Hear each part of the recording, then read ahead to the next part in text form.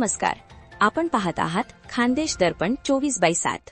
नमस्कार, मी राजेश चौधरी। खानदेश दर्पणमध्ये मित्रांनो आपलं हार्दिक स्वागत। मित्र हो, आज आपण सावदा या शहरासाठी ज्या ठिकाणून पाणी पुरवठा केला जात आहे मांगलवाडीच्या जॅकवेलवरून, त्या ठिकाणी खानदेश दर्पणसोबत सर्व टीम इथे हजर आहे। आमच्यासोबत सावद्याचे नगरपालिकाचे अध्यक्ष मॅडम रेणुका पाटील, नंतर नगरसेवक सचिनदादा भराटे, नंतर नकुल भाऊ बेंडाळे, नंतर जितेंद्र भाऊ भारंबे, सोबत नगरपालिकेचे पाणी पुरवठ्याचे कर्मचारी अविनाश पाटील, नंतर त्यांचे सर्व काही सहकारी हजर आहेत। मित्रांनो, पाणी पुरवठा सुरळीत व्हावा यासाठी जी यंत्रणा कार्य करते आहे ती आपल्यापर्यंत पोहोचावी, हे आमचं उद्देश आहे। आपल्याला पाणी पुरवठ्याला अडचण काय येते आणि कशामुळे हे दाखवण्यासाठीचं हे लाईव्ह प्रक्षेपण आपण करत आहोत।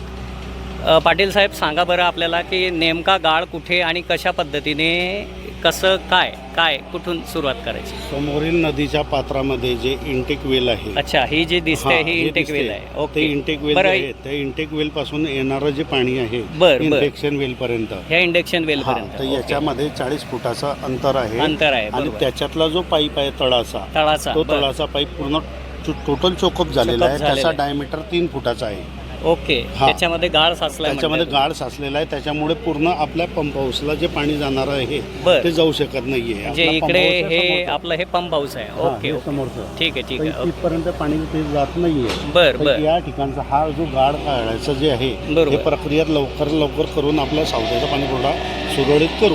बरं, मग दुसरं उपाययोजना म्हणून आपण ॲडिशनल आपले नदीच्या पात्रामध्ये समोर तुम्हाला डुबी पंप वगैरे दिसत आहे। ओके, ठीक आहे। त्या आपण वापर करून ते आपल्या याच्या जॅकवेलमध्ये सोडलेलं आहे। बरं, जेणेकरून गावातल्या नागरिकांना पाणी मिळाला पाहिजे। कमी जास्त प्रमाणामध्ये जसं होईल तसं पाणी जात आहे। 100% पाणी जात नाही आहे। बरं, ओके। आता 60% आपलं पाणी तिथपर्यंत पोहोचत आहे जलशुद्धीकरण केंद्रापर्यंत। बरं, हे जे झाकण दिसत आहे हे झाकण किती वर्षानंतर उघडलं, म्हणजे ओपन झालं असं काही? आता ओपन केलं आपण ते। अच्छा, नाही झाकलेलं असतं, मला वाटतं झाकलेलं असतं, पण मग त्या ठिकाणी आपण एक पंप ठेवलेला आहे। तो किती वर्षानंतर उघडं पडलं बुवा असं? नाही, हे दर पावसाळ्याच्या दरम्यान जून जुलैमध्ये ओपन होते। अच्छा, जास्तीत जास्त 2 फूट 2.5 फूट अशी जाते, पण यावेळेस जरा आवर्तन सोडलं यांनी, तर जरा आता सध्या पाणी आहे त्याच्यावरती। पण हा प्रॉब्लेम कसा आहे की जर कधी हे जर होल आपला मोकळं झालं तर पाणी येऊन जाईल, कारण की अजून त्या 8 फूट पर्यंत पाण्यामध्ये। बरं, ओके, अच्छा, बरं। जून महिन्याच्या एंडिंग पर्यंत आपलं पाणी मिळेल। आपल्याला पाऊस पडत नाही तोपर्यंत एवढं साठा आपला आहे धरणामध्ये। पण मग हे आपला हा वेगळा प्रॉब्लेम झाला असल्यामुळे तर हे गाळ काढण्याचं काम हे युद्ध पातळीवर सुरू आहे। लगेच आता हे सुरुवात करणारच आहे। बरोबर, आणि याच्यामध्ये काही मला वाटतं पंप पण नवीन टाकले जात आहे, तर कोणते पंप गेले? आपण 20 HP चे नवीन पंप आणलेले आहे पांडुबी, ते आता नदीच्या पात्रामध्ये टाकणार आहे आणि जॅकवेल पर्यंत जी पाईपलाईन करून आपल्या गावापर्यंत पाणी त्याचं पोस्ट करणार आहे। बरं, आपल्यासोबत आहे सचिन दादा भराटे। बोला, तुम्ही काय सांगाल साहेब?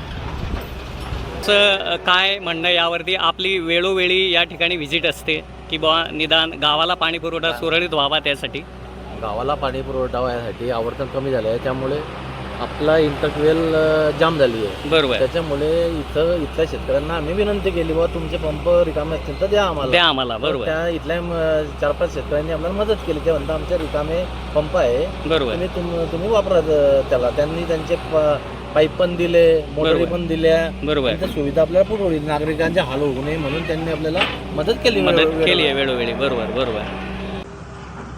आपल्यासोबत आज सावद्याच्या नगरपालिकेच्या अध्यक्ष रेणुका पाटील सुद्धा आहेत। मॅडम नमस्कार, काय सांगाल तुम्ही? या पाण्याची पातळी लेवल कमी झाली आहे, त्यामुळे लेवल कमी असल्यामुळे समाधान आहे। अच्छा, सगळे कर्मचारी करण्याचा प्रयत्न करतायत चांगल्या प्रकारे काढण्याचा। तसंच सचिनदादांनी देखील वारंवार मदत केलेली आहे। बरोबर, त्यांनी स्वतःचे 2 दिवस काम बंद असल्याने त्यांचे सगळे म्हणजे शेतातले जे लोक आहेत, वर्कर आहे किंवा त्यांची जी इन्स्ट्रुमेंट आहे त्याचा वापर इथे चांगल्या प्रकारे केला आहे। ते दिवसातून 2दा इथे येतात आहे। अविनाश दादा देखील येत आहे, तसेच भरपूर असे वर्कर इथे आहेत, ते सुद्धा असे म्हणजे काळजीपूर्वक काम करत आहे। आणि जी वेळोवेळी जी गरज आहे, मदत आहे, ती करण्याचा आम्ही नक्कीच प्रयत्न करत आहे, कारण जनतेला जो पाण्याचा प्रॉब्लेम आहे तो होऊ नये तो आम्ही प्रयत्न करत आहे. बरोबर बरोबर.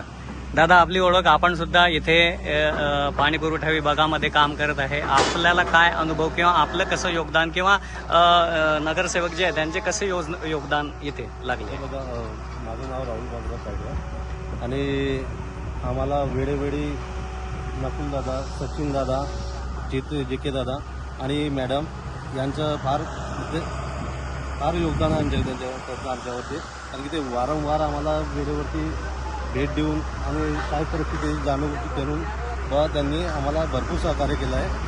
आणि फिरोज दादा पण आले होते. बरोबर. आता त्यांचे काही सण आहे त्यामुळे ते आले नाही. अच्छा अच्छा अच्छा. आम्हाला त्यांचे वेळेवर खूप मार्गदर्शन झाले आणि योगदान झाले आमचं. बरोबर. आमचे सीओ साहेब पण आले होते, प्रियंका मॅडम पण आले होते, आमचे इंजिनियर म्हणून.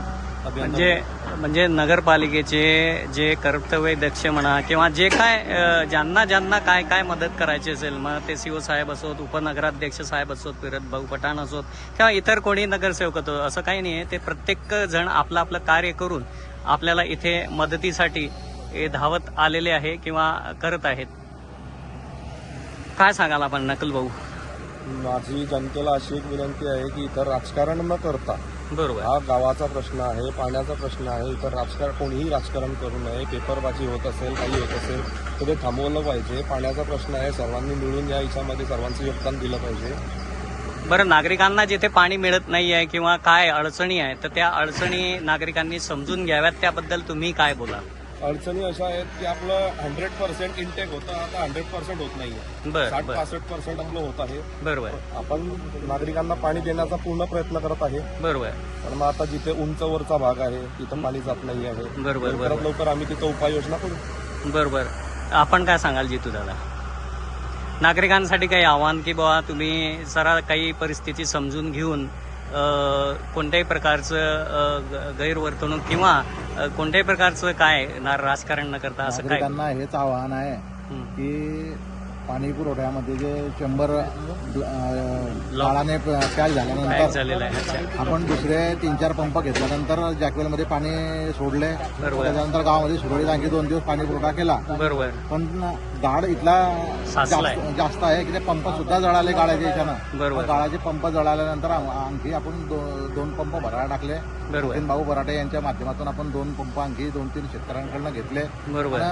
सावधामध्ये आपण पाणी पुरवठा सुरळीत चालायला पाहिजे याच्याकरता प्रयत्नशील आहे. तरी सुद्धा इथले असल्यानंतर जर कोणी पेपरबाजीमधून कशा बाजूमधून जर प्रशासनावर म्हणा की सत्ताधाऱ्यांवर पाणी पुरवठा कमी येतोय बा म्हणून जर कोणी हे करत असेल तर ती गोष्ट चुकीची आहे. कारण की इथे 7-7 वाजेपर्यंत बसून सगळे टीम, आमची जी टीम आहे ते प्रयत्नशील आहे गावाला पाणी पुरवठा देण्यासाठी. तरी सर्वांनी सहकार्य करावे. लवकरात लवकर आम्ही सगळी व्यवस्था करून शहराला आणखी सुरळीत पाणी पुरवठा देण्याचा प्रयत्न करत आहेत. म्हणजे प्रत्येकाने जो तो ज्याच्या परीने योगदान करीत आहे. नागरिकांना एक संयम बाळगायचा आहे. ठीक आहे की ज्या सहकार्य करायचं आहे नागरिकांनी, आणि जिथे पाणी पुरवठा जास्त होत असेल तिथे पाण्याचा अपव्यय न करता ते जरा काळजीपूर्वक वापरायचं आहे. कारण जात असेल ते पाणी ते जरा बंद करून ते बंद करायचं. बरोबर बरोबर. धन्यवाद. आपण सर्वांनी इथे वेळ दिल्याबद्दल धन्यवाद. सुरू हे आपलं इथं नवीन पंप हाऊस, नवीन जॅकवेलचा प्रकल्प आहे हा. म्हणजे हा नवीन जॅकवेलचा प्रकल्प या ठिकाणी होणार आहे. त्याचं हे काम चालू आहे, खोदकाम सुरू आहे. गाळ असल्यामुळे थोडा आपल्याला अडथळा येतो, धसून जाता येतो. अच्छा अच्छा. म्हणजे हा त्या पाण्यामुळे किंवा त्याच्यामुळे तो समजा तो गाळ धसलाय बुवा तिथे, त्याच्यामुळे ते थोडंसं ठिसूळ माती पडून जाते. ती ठिसूळ माती असल्या कारणामुळे या ठिकाणी नवीन जॅकवेलचं काम हे सुरुवात झालेली आहे. खानदेश दर्पणसाठी प्रदीप कुलकर्णी व राजेश चौधरी सावदा. अशाच ताज्या बातम्यांसाठी पाहत रहा खानदेश दर्पण 24/7. आजच आपले चॅनल लाईक व सबस्क्राईब करा.